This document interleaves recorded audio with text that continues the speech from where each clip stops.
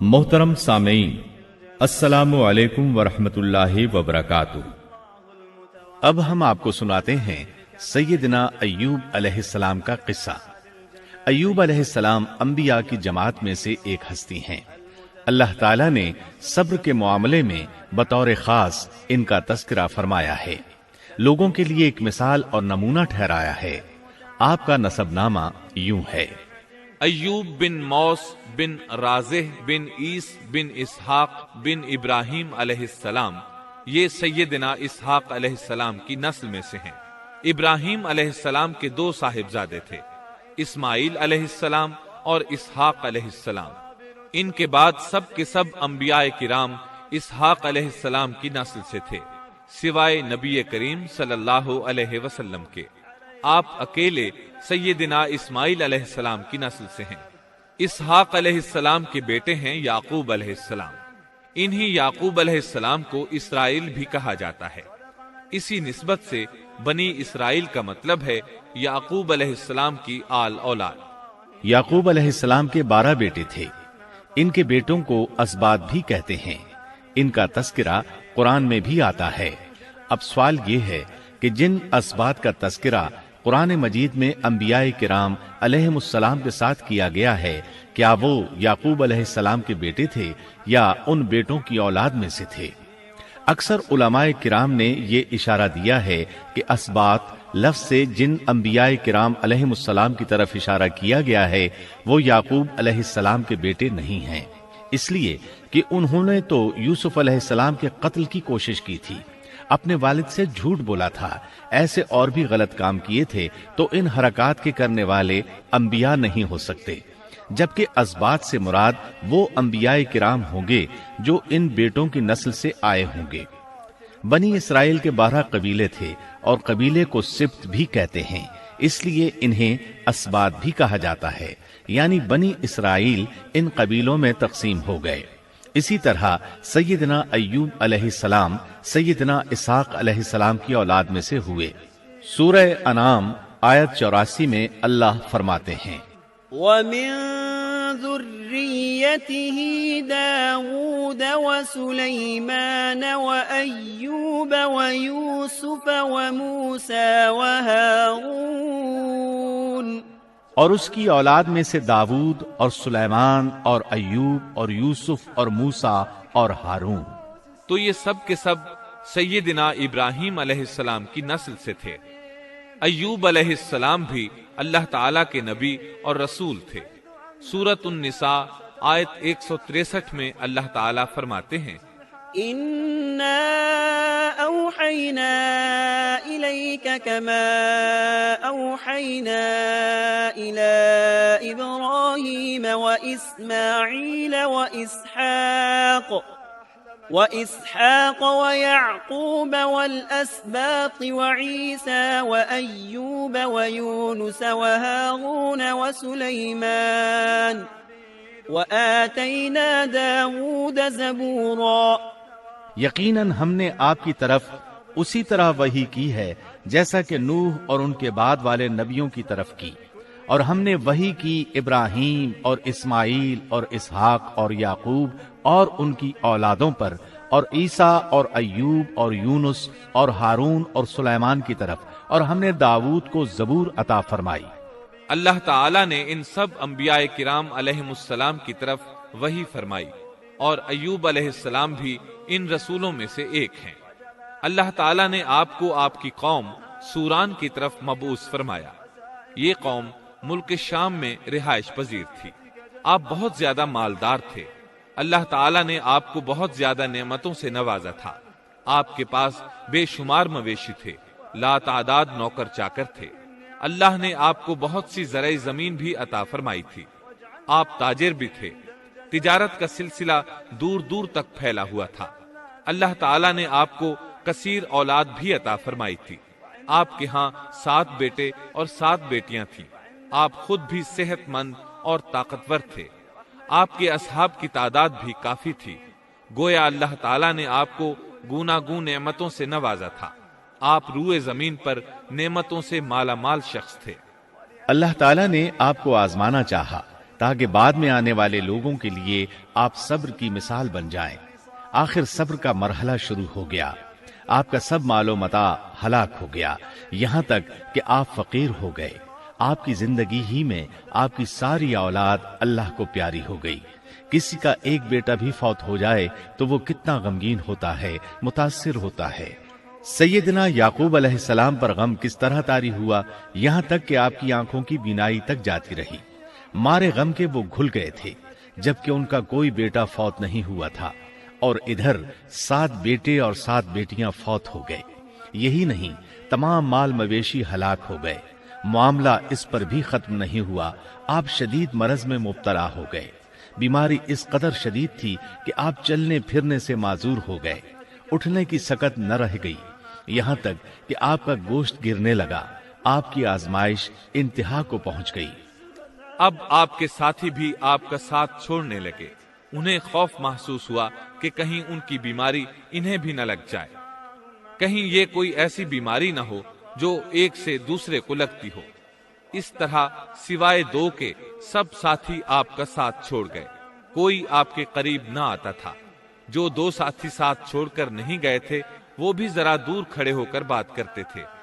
آپ کی خدمت کے لیے بس آپ کی بیوی رہ گئیں، وہ بہت وفادار بیوی تھی۔ یہ زوجہ محترمہ آپ کی خدمت کرتی، آپ کو کھلاتی پلاتی، آپ کو نہلاتی۔ پھر نوبت یہاں تک پہنچی کہ سارا ہی مال بالکل ختم ہو گیا۔ اب بیوی صاحبہ نے اجرت پر لوگوں کے گھروں میں کام کرنا شروع کیا تاکہ کچھ کما کر لائیں اور خاوند پر خرچ کر سکیں۔ یہ تھے اللہ کے نبی ایوب علیہ السلام، اتنی بڑی آزمائش میں پورے اترے۔ آزمائش بھی 1-2 ماہ نہیں، پورے 12 برس جاری رہی، اور ایک قول کے مطابق 18 برس جاری رہی۔ آپ اس دوران مجسمہ صبر بنے رہے۔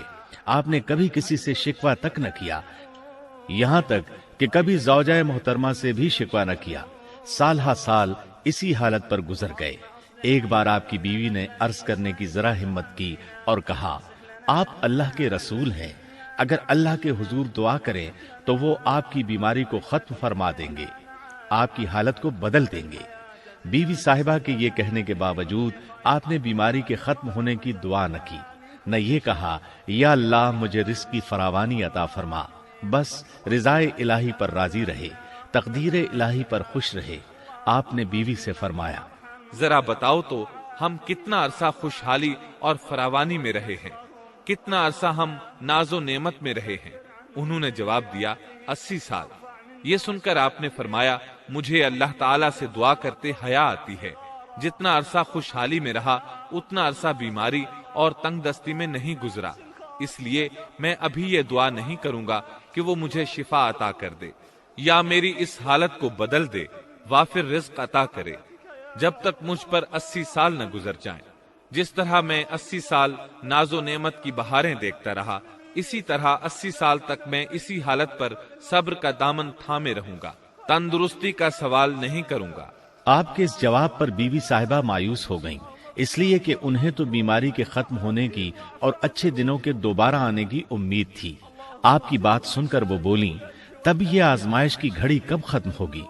چونکہ اس بات سے اللہ تعالیٰ کی ناشکری ہوتی تھی، اس لیے ایوب علیہ السلام ناراض ہو گئے۔ انہوں نے اللہ کے نام کی قسم کھائی کہ اگر اللہ تعالیٰ نے مجھے شفا عطا فرمائی تو میں انہیں 100 کوڑے ماروں گا۔ دوسری طرف نوبت یہاں تک پہنچی کہ لوگوں نے آپ کی بیوی صاحبہ کو کام دینے سے انکار کرنا شروع کر دیا۔ ان کا خیال تھا کہیں ان کے شوہر کی بیماری انہیں بھی نہ لگ جائے۔ وہ سمجھتے تھے کہ ایوب علیہ السلام کی بیماری چھوت کی ہے، لہٰذا یہ بیماری ان کی بیوی کے واسطے سے انہیں بھی لگ سکتی ہے۔ جب معاملہ یہاں تک پہنچ گیا تب آپ نے ایک چھوٹی سی بات کہی، اس میں بھی کوئی واضح دعا نہیں تھی، جبکہ اس وقت سے بڑھ کر دعا کے لیے کون سا وقت ہو سکتا تھا؟ آپ کی اس بات کو اللہ تعالیٰ نے قرآن مجید میں بیان فرمایا ہے۔ سورہ انبیاء آیت 83 میں ہے، وَأَيُّوبَ إِذْ نَادَى رَبَّهُ أَنِّي مَسَّنِيَ الضُّرُّ وَأَنْتَ أَرْحَمُ الرَّاحِمِينَ۔ اور ایوب کی اس حالت کو یاد کرو جبکہ اس نے اپنے پروردگار کو پکارا کہ مجھے یہ بیماری لگ گئی ہے اور تو رحم کرنے والوں سے زیادہ رحم کرنے والا ہے۔ مجھے آزمائش نے آ لیا ہے اور تو ارحم الراحمین ہے۔ مطلب یہ کہ آپ نے واضح الفاظ میں دعا نہیں فرمائی، یہ نہیں فرمایا الہی مجھے تندرستی عطا فرما، الہی مجھے رزق عطا فرما اور میری حالت ایسی ایسی ہو گئی ہے، تو رحیم و کریم ہے، بلکہ یوں کہا وَأَنْتَ أَرْحَمُ الرَّاحِمِينَ، عرض کیا میری نسبت میری حالت کو تو ہی بہتر جاننے والا ہے۔ اللہ تعالیٰ نے دوسری آیت میں آپ کی حالت کو اس طرح بیان کیا ہے۔ سورہ صاد آیت 41 میں اللہ تعالیٰ فرماتے ہیں واذكر عبدنا أيوب إذ نادى ربه أني مسني الشيطان بنصب وعذاب، اور ہمارے بندے ایوب کا بھی ذکر کر، جبکہ اس نے اپنے رب کو پکارا کہ مجھے شیطان نے رنج اور دکھ پہنچایا ہے۔ گویا آپ نے اس بیماری اور مصیبت کو اللہ تعالیٰ کی طرف منسوب نہیں فرمایا، بلکہ اللہ تعالیٰ کو اس سے مبرہ و پاک ٹھہرایا اور اسے شیطان کی طرف منسوب کیا۔ یوں نہیں کہا اللہ تو نے مجھے مصیبت میں ڈال دیا، بلکہ اس کو غیر اللہ یعنی شیطان کی جانب منسوب کیا۔ حدیث میں بھی اسی طرح آتا ہے والشر ليس إليك، برائی تیری طرف سے نہیں ہے۔ آپ نے اپنی حالت کو بھی ایسے ہی پیش کیا اور یوں عرض کیا أني مسني الضر وأنت أرحم الراحمين، اللہ تعالیٰ نے آپ کی التجا کو اسی لمحے شرف قبولیت سے نوازا۔ کتنے ہی موقع ایسے آئے تھے کہ اس سے قبل بھی آپ دعا کر سکتے تھے اور وہ قبول ہو جاتی، لیکن آپ نے صبر کا دامن تھامے رکھا۔ اسی لیے مدتوں سے ضرب المثل چلی آ رہی ہے صبر ایوب۔ جب آپ نے اپنے پروردگار سے اس انداز میں دعا مانگی تو اللہ تعالیٰ نے ان سے آزمائش ختم کر دی۔ اللہ تعالیٰ سورہ صاد آیت 42 میں فرماتے ہیں اركض برجلك هذا مغتسل بارد وشراب، اپنا پاؤں مارو، یہ نہانے اور پینے کے لیے ٹھنڈا پانی ہے۔ جب انہوں نے پاؤں زمین پر مارا تو پانی کا چشمہ جاری ہو گیا۔ علماء کرام کہتے ہیں جب انہوں نے اس پانی سے غسل کیا تو جسم کے بیرونی حصے سے بیماری ختم ہو گئی، اور جو ہی پانی پیا جسم کے اندرونی حصے کی بیماری ختم ہو گئی، اور یہ اللہ عز و جل کا عظیم احسان ہے۔ پھر سے بالکل تندرست بن گئے، ان کی صحت و توانائی لوٹ آئی، ایسے صحت مند ہو گئے جیسے پہلے کبھی ہوا کرتے تھے۔ ان کی زوجہ محترمہ باہر سے گھر آئیں تو بالکل نہ پہچان سکیں۔ ان سے پوچھنے لگیں کیا آپ نے اللہ کے نبی میرے خاوند یعنی مرض میں مبتلا شخص کو دیکھا ہے؟ اللہ کی قسم جب میرے خاوند صحت مند تھے تو بالکل آپ جیسے تھے، میں نے آپ سے بڑھ کر ان سے ملتا جلتا آدمی آج تک نہیں دیکھا۔ اس پر ایوب علیہ السلام بولے کیا تم نے مجھے پہچانا نہیں؟ انہوں نے حیران ہو کر پوچھا آپ کون ہیں؟ تب وہ بولے میں ایوب ہوں۔ وہ بولی سبحان اللہ، اس کا مطلب ہے بیماری ختم ہو گئی، اللہ تعالیٰ کا احسان ہو گیا۔ اس کے بعد اللہ تعالیٰ نے انہیں اہل و عیال کی نعمتیں بھی لوٹا دی، ان کے مویشی بھی انہیں واپس مل گئے۔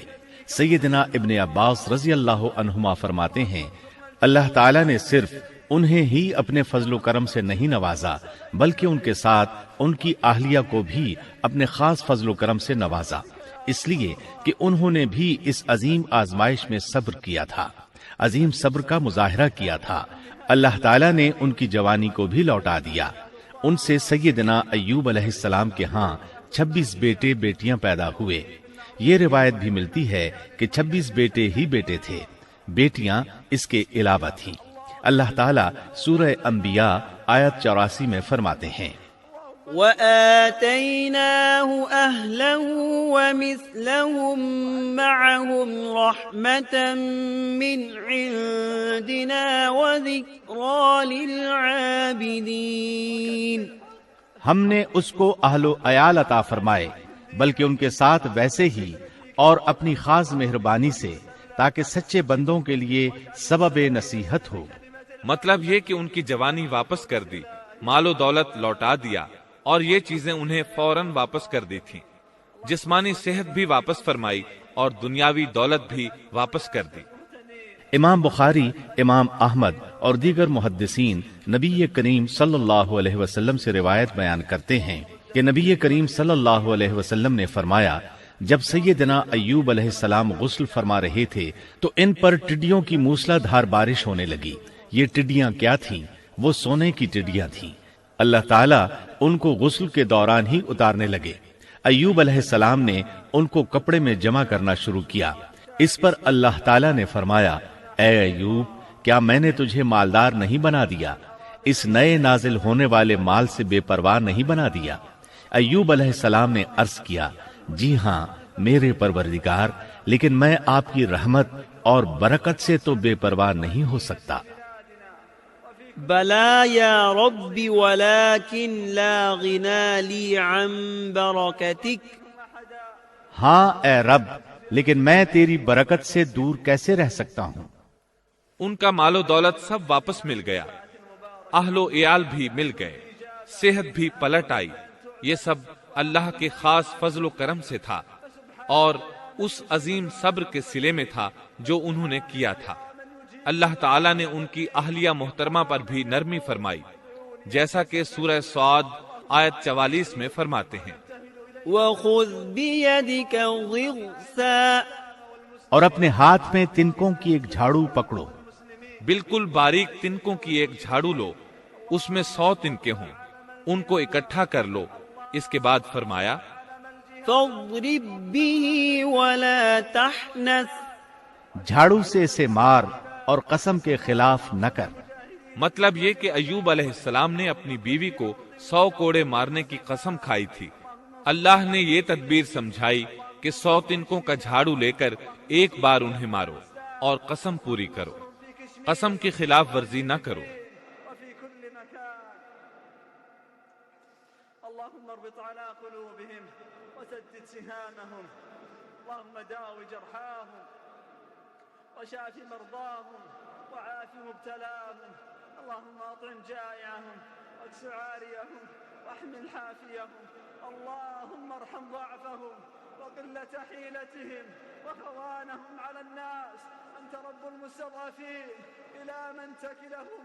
إلى عدو يتجهمهم أم إلى قريب ملكته أمرهم؟ إن لم يكن منك عليهم غضب فلا يبالون، ولكن عافيتك أوسع لهم، اللهم فعافهم يا رحمن يا رحيم، اللهم عافهم يا رحمن يا رحيم، اللهم ارحم شيوخهم ونساءهم وأطفالهم، اللهم احقن دماءهم، اللهم احقن دماءهم وتول أمرهم واجبر كسرهم، اللهم ارحم المأسورين في كوبا، اللهم ارحم المأسورين في كوبا، اللهم انزل عليهم في هذه الساعة رحمتك، اللهم انزل عليهم في هذه الساعة رحمتك، اللهم فك أسرهم، اللهم فك أسرهم، اللهم فك أسرهم وردهم إلى أهليهم سالمين غانمين برحمتك يا أرحم الراحمين، اللهم وفق قادة الجهاد لرضاك، اللهم وفق قادة الجهاد لرضاك،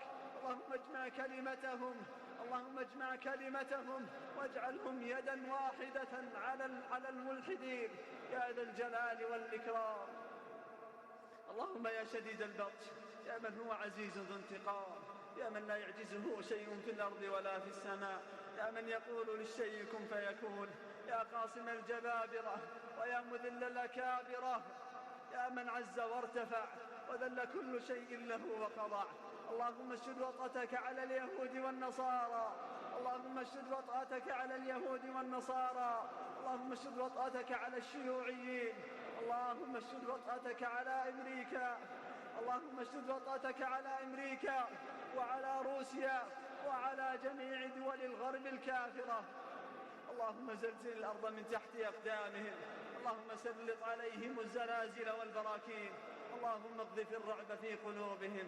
اللهم عليك بشارون، اللهم عليك بشارون، اللهم عليك ببوش، اللهم عليك ببوش. اللهم اشد وطأتك عليهم وانتقم منهم وارنا فيهم عجائب قدرتك. اللهم انصر المجاهدين عليهم، اللهم انصر قادة المجاهدين عليهم، اللهم انصر المجاهدين عليهم، اللهم انصر الأفغان عليهم يا ذا الجلال والإكرام.